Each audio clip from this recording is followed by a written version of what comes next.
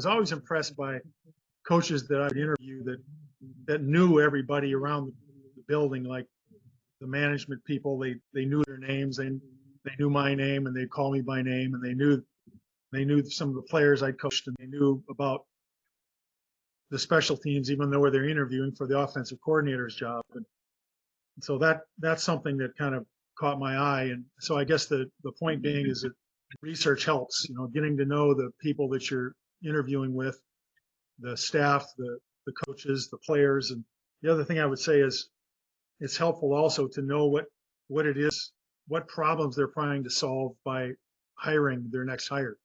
Because you probably have an idea of that already. But, it's important to know what it is that you're being brought on for, what it is specifically, that whether it's a power play or a slice, wherever it might be.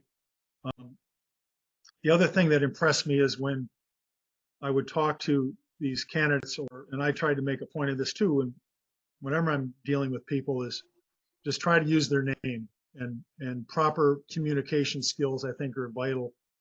Looking them in the eye and using their name and being a good listener, the whole body listening mode, things that you guys are all familiar with.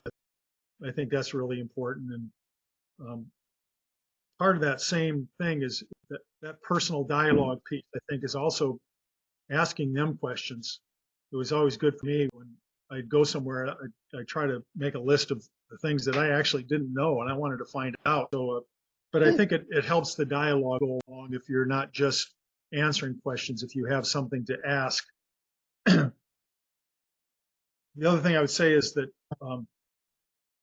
the coaches that, especially as an interviewer, I didn't really always get this opportunity when I was being interviewed, but when I was the interviewer, I'd ask a question where I'd ask them to teach me something.